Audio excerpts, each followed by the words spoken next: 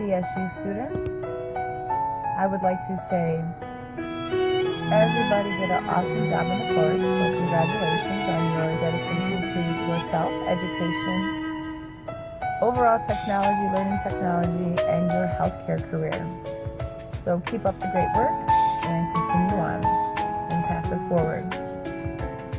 So, with your coding courses coming to an end, keep in mind that now that you understand that the coding certifications with AHIMA and AAPC are multiple choice. So therefore, the process of elimination approach is very imperative to apply during your testing because it is the most effective with the time that you have, 2 minutes per question. Always keep in mind, match, and as long as your choice matches and mirrors what's in the actual question, as far as the final diagnoses, that's your answer. And also, you can pick the codes right away to see if you want to look at a code that you see that's in all the answers or the code that is least seen. The most effective to pick is the one least seen because you can either go and look at the code right away and determine that either it is part of the answer or it's not. And then you automatically eliminate that choice, which will leave you with 3. And then if you can eliminate 2, then you only have 2 to go for, and those are the 2 that you work out to determine what your final answer is. So again, don't get stuck on reading the questions. That's not going to help you with successfully passing. Go straight to your answers and begin to that process of elimination approach. Also, the more you know where to look for your guidelines or find them, the faster and more efficient you're going to be in the course room. So keep studying your guidelines. The guidelines will not change, and if they do, you'll be notified with the following update revision for the book. So I hope that everybody understands that your inpatient and outpatient guidelines are completely different, as I try to lay out in the different arenas with inpatient and outpatient. When you're coding, the first question you want to ask yourself, who am I coding for and where? And that will help navigate you to determine if you're doing an inpatient chart or an outpatient chart. But do know when you get to your job that everything's going to be laid out for you.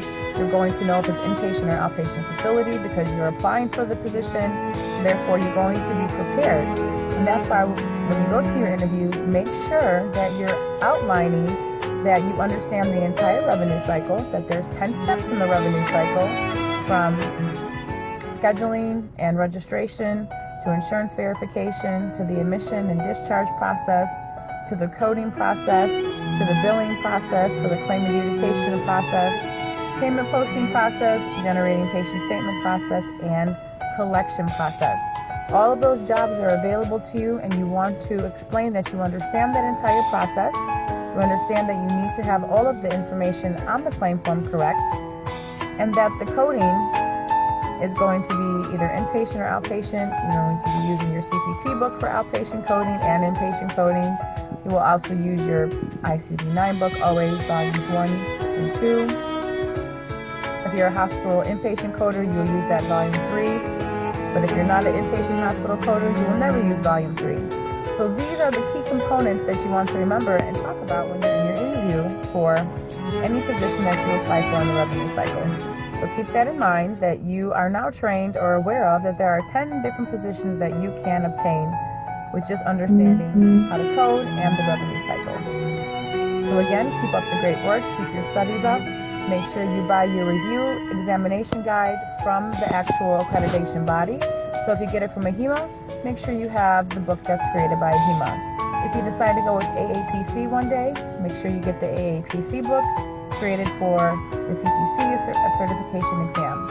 And study and know your guidelines, and you can never go wrong with the process elimination approach, and you will pass and succeed.